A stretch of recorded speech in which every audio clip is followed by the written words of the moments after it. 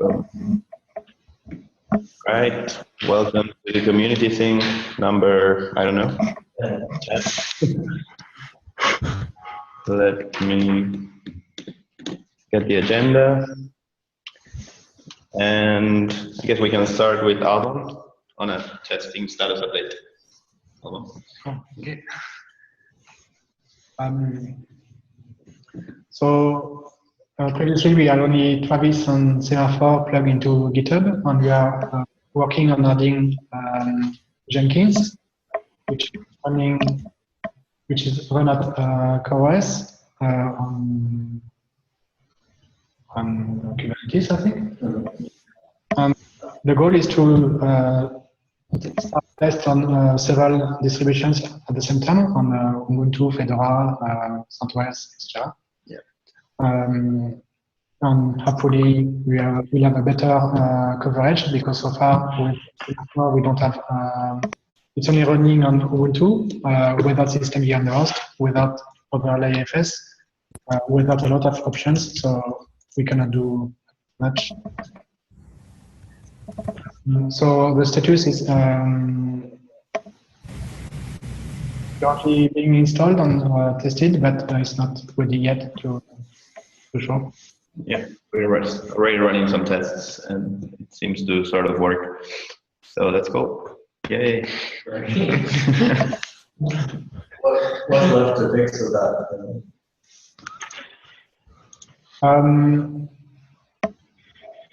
So at the moment, I think only the test on Fedora 22 plus, and I'm currently fixing the plans. So we use public AMI, the Amazon public image of different distributions, for Fedora, Ubuntu, and other things. And there are some things to fix. For example, on Fedora, the image was really small, and even though we had on Amazon disk of 6 GB, the partition was very small and was not enough to install anything.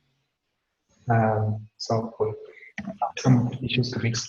And also the provisioning, I mean, we do installation of packages when we start the actual AMIs.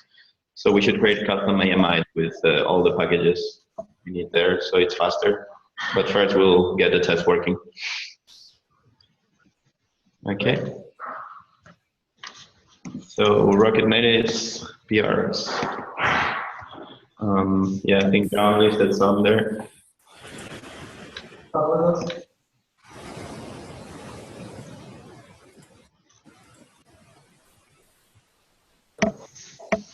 you there, Ivan? Yes. Okay. We can hear you. Can you hear me now? What was that? Can you hear me? Yeah. Yes. Okay.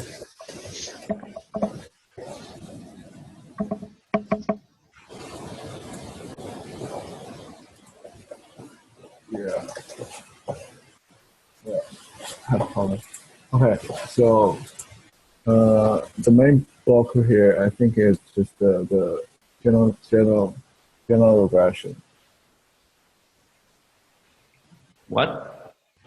The general regression, like the general the issue filed by Yuan.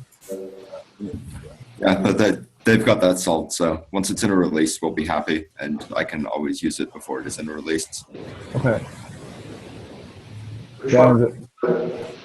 Or not solved, but worked around well enough, it will be happy. Yeah, the arrays with I already forgot what it is. I fixed it, but yeah. This. Yeah, and Yeah, and the C group leak seems to be an issue for like a long-running Rocket Natives cluster. Yeah, I just filed a PR today, cleaning the C groups on GC. Awesome. I think the test should pass, but they're not passing. Okay. Okay. Yeah, with that already, I can test that. Good. Also, it's nice if we can get the get log API in, because that will us to remove all those shell out to the instance CTL or general CTL. So the Go system DPR for using DL Open got Yeah. merged just now. Yeah. So we just need to update the PR on Rocket. So it's not blocking, it's just useful. I know that there was some talk about that causing difficulty with kubelet wrapper because general CTL had a lot of dependencies, if I recall correctly. This is based on PB's work, so I haven't looked at that personally. So it would probably be fairly useful if I recall what PB said correctly. Okay, thanks. And what's this 2630? That is the issue that I had the workaround for.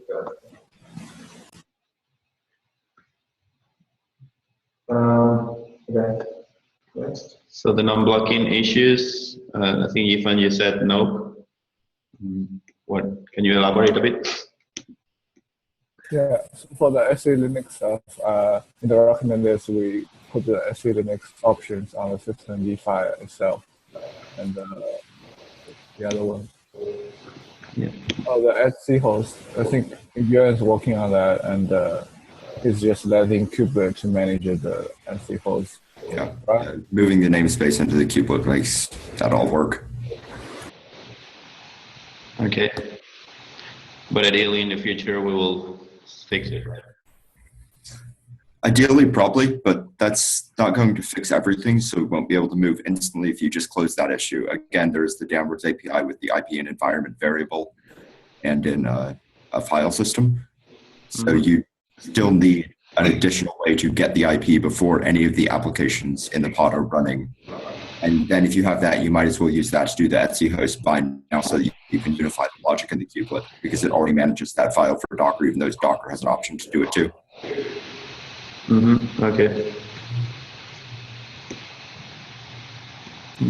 Okay. So the SE Linux one, 2361, I didn't quite understand. You have a comment in there, Yifan, that it fixes our SE Linux support in Rocket today. Oh yeah, yeah. It also fixes like the ROM prepare doesn't have the SE Linux support. I think so. This PR fixed that. Also fixed a minor issue. I forgot the detail. So I'm a bit unclear whether it's a dependency or not.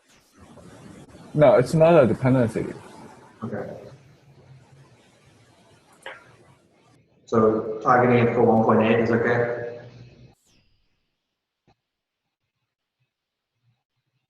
Yes. Thanks. Such lag. Okay, debus in stage 1. Who wrote that?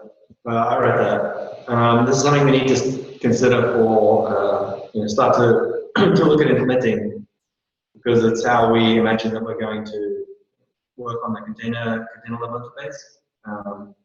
The draft of which is so these are the changes that the node team wants to make to the interface between the runtime and the kubelet. Which is currently in the Google Doc draft, but they're going to put up a pull request against Kubernetes soon to discuss what's going to happen there. So this is not for 1.3. The changes aren't going to happen, but we need to just stay on top of it. And I'd like to start the work on 1463, at least the exploratory work, to see what it's going to involve, to make sure that that's the right path for us to go down.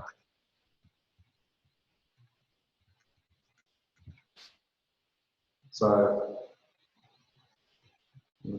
anyone interested in picking that one up? Where's Kashmir? No. Right.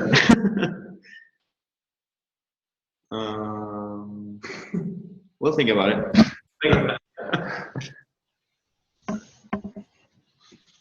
Where is it? Is he available to consult or? Yeah, should be. Yeah.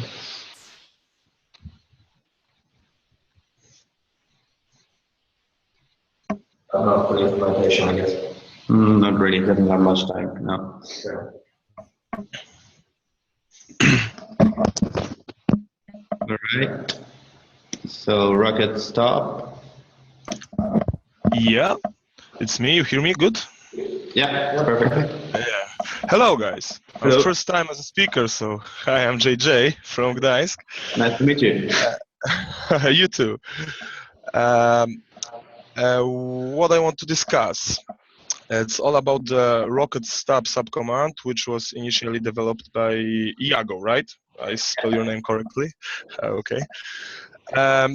I finally made it work. Whole tests are passing, but there's still some doubts about, especially about the signals when during the stopping the POD. And what's the problem? The initial idea was, we say right now about the rocket stop for the CoreOS flavor for systemd and spawn. The initial idea was to send a SIG-term signal when we call rocket stop, and a SIG-kill signal when we call rocket stop with the force option. As Alban rightly noticed, and we also noticed because the semaphore tests were failing, the sending SIG-kill directly to the systemd and spawn won't kill the child processes. That's why following this, some resources were busy and test was unable to stop. So I decided to write a function which recursively kill all the processes from the process tree, all the child processes, and it solves the problem. So the question is, it does make any sense? Should we use the function which recursively kill all the processes by sending SIG-kill to all of them, or we maybe use just the SIG-term, or maybe another option? I would like to know your opinion about this. Yes, so we briefly talked before about it, and Alban had some idea.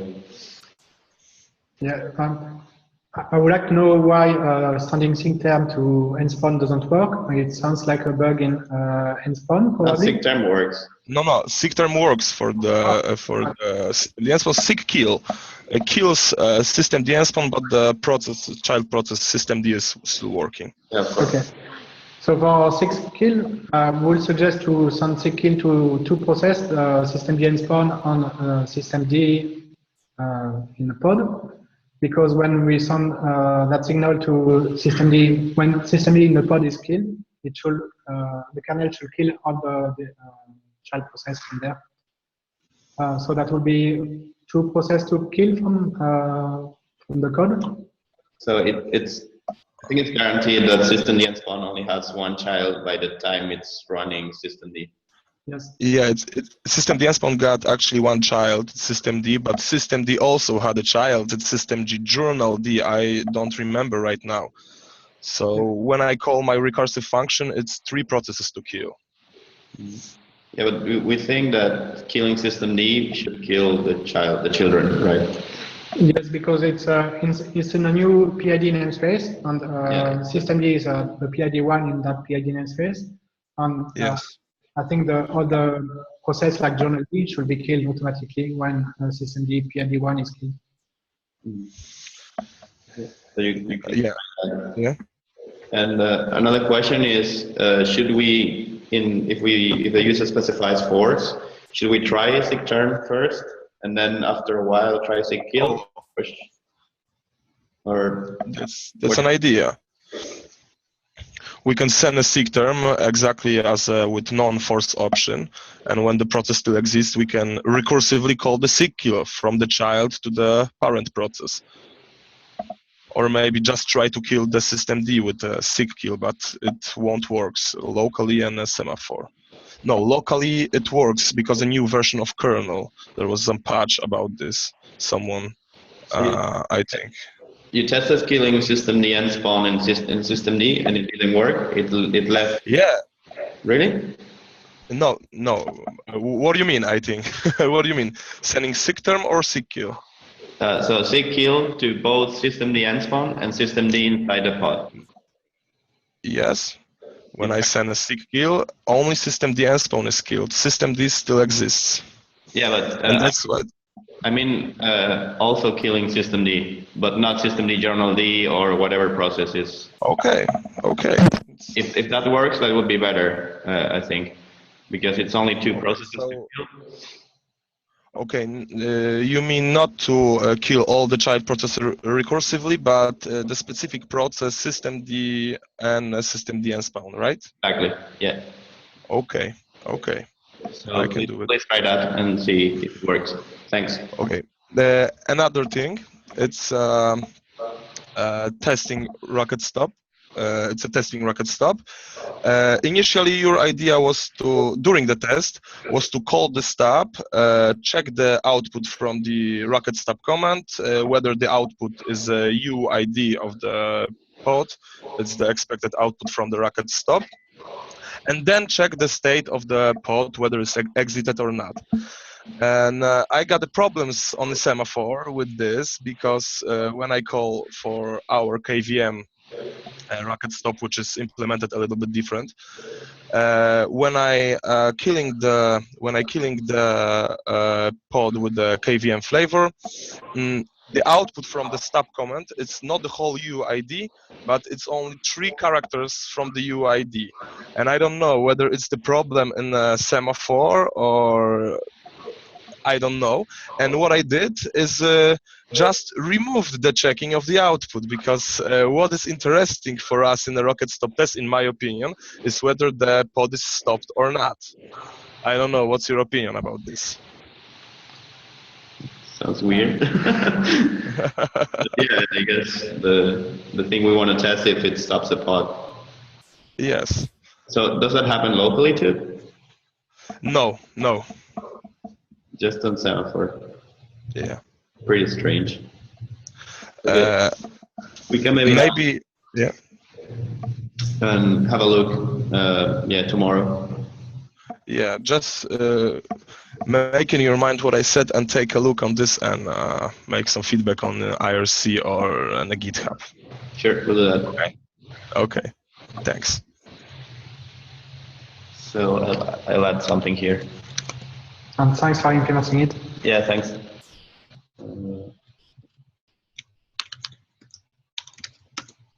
So this question, did you add it too, John? Okay. Somebody asked that on IRC, right? Yesterday? Yeah. So where are the Rocket service files stored when a service is started without a unit file? So I assume it means with systemd run. If that's the question, then the answer is run systemd system run dash some random number dot d, and then there's some drop-in units there. Yeah, so that would be the answer.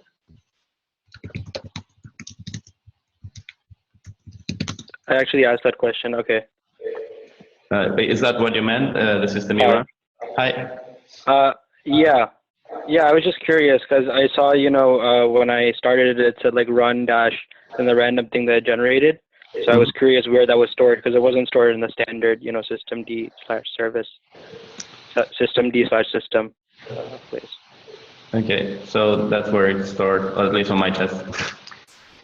Although if you use the command systemctl cat on the name of the service, it should say where it is stored actually. Yeah, it will probably return like a couple of files or 3 because, systemd does this thing where it merges all the units and all the possible places they can be and then, yeah, it's kind of complicated, but okay.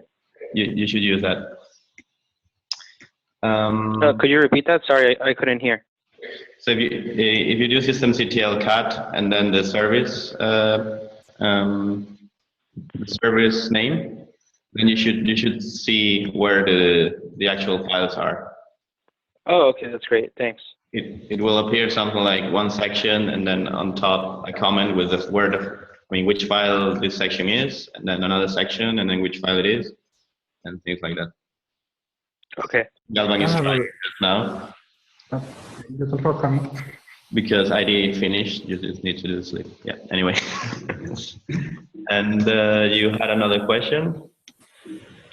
Yeah, so when I was getting started with using RKT, I found it a bit difficult because there are like a bunch of tutorials, but they're all like a bit scattered.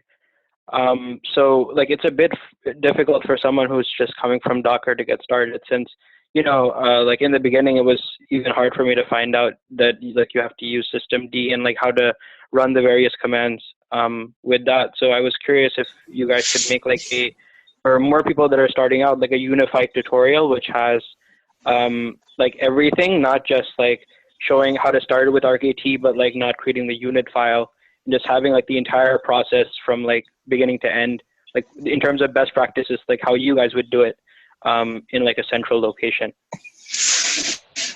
Yeah, I think Sergius and Chris are working on a tutorial. Is that Sergius? Yes, exactly. I just wanted to chime in. I'm working on actually on a whole workshop format of Rocket, and what I can do from this is also write down a written form in form of like a unified tutorial. I think that's a very good idea. I could make it part of my efforts anyways. So, and also we would like to enhance the documentation of Rocket, which is also assigned to me, to give a better overall overview of all the moving parts. So this could be also part of my work. So expect this to come. All right, great. Cool, sounds great. Okay. So we don't have anything else in the agenda. Actually, sorry, Ethan had a question in the chat. Is there a way to launch a systemd service without writing any file on the file system, not even on /run? I don't think it's possible, but on the other hand, /run is a TMPFS, so it's not meant to stay there very long. But even with a systemd-run, it will still write something in /run. Yeah. Yeah, so today we just generate the file like manually and under that direction. But the problem is we need to PC those files. What was the question again? So okay, today we did something like similar. We just manually generate that service file under that run/system/systemd. But the problem is we still need to like garbage collect those files. So I guess the question is, what's the life cycle of a file there? Whose responsibility is it to do things with it? I see. The systemd run, does it create the file, then unlink it? I mean, it loads it and unlinks it. I don't know if it creates the file or if systemd creates the file. The file gets created, but I'm not sure which. It sends it to systemd or runs the systemd actually serializes it. Maybe, I don't know. So we can do some tests, but the thing is, yeah. I seem to remember if the unit file returns successfully, it gets garbage collected. But yeah, I'm really not sure. I'm quite sure the file is written by PID1, now that I think about it, because systemd have to be root if it gets authenticated by Polkit. Yeah, exactly. So, but if I do system rerun ID, then I do. Yeah, that's just a question. I don't think anything is blocked. Yeah. From a quick test I just did, doing system rerun. I was writing, but can I mute? How can you mute?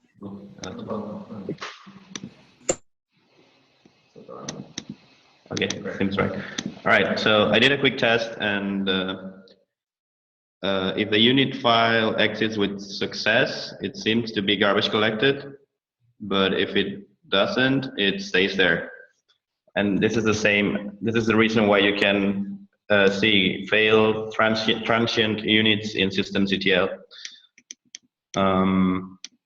The running units just disappear when they stopped. So, yeah. Anyway, this was just a quick test. Okay, thank you. What was your use case for that, you found? Not much, just it's nice to have, but it's not critical. The use case being Rocket.net is GCing service files that it writes in there, but I'm not sure how important that is if systemd run itself does not do it. Okay. Oh, do you mean in terms of it, like submitting a unit file over dbus and whether or not that gets written? Or I believe right now the mechanism is that it is just written on the file system and started, not over dbus. And I think that we don't delete that unit file in all or most cases right now. I think Yifan is trying to ask, should we delete it? What? No, we delete the file when the whole the pod is garbage collected. Always? Yeah. Okay, never mind. I misunderstood. okay, there's one more question on Getting logs from Rocket through kubectl. Sounds like a question for Rocket Natives. yeah. That means Yifan and Yifan and you. The logs command does just work with the exception of a regression in 150 and 160 where it just does not work for some short running pods. Is there a more specific part to this question? Like, is there a specific case where it wasn't working?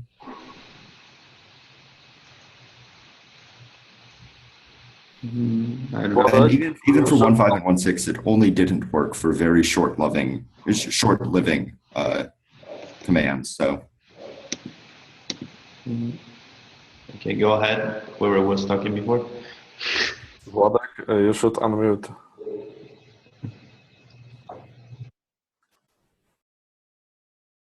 Oh, I was muted, sorry. So yeah, question about the get logs from RKT through kubectl. It's related with issue raised by Paweł Skrzyński, and yeah, I'm asking because I've seen the issue was already touched on the agenda, and yeah, what's the priority related with it? I see that get logs are necessary or not. I'm asking because we've got some about 30 conformance tests that are depend on logs and they are failing. So they are failing with Rocket 1, I mean before 1.5? We are testing with Rocket 1.5 exactly. Okay. 5. So the issue is that kubectl and Kubernetes doesn't see logs from Rocket. you're talking about those empty dirt tests? No, I'm talking kubectl logs name. All right, so you also manually run the command and it hasn't returned them? Yeah, it's return no entries. So I believe that this issue is related with machine CTL command in Rocket. So because I've seen that what people are doing is just run a command in our CTL with machine ID parameter.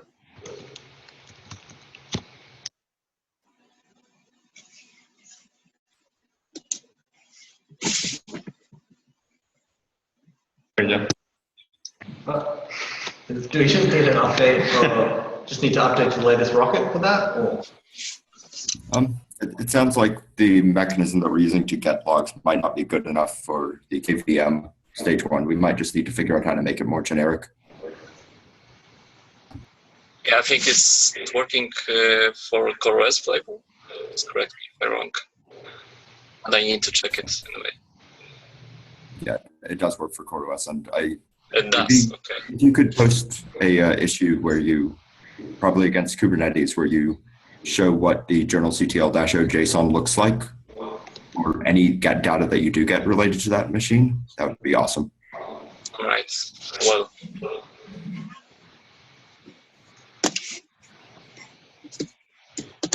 All right. Anything else?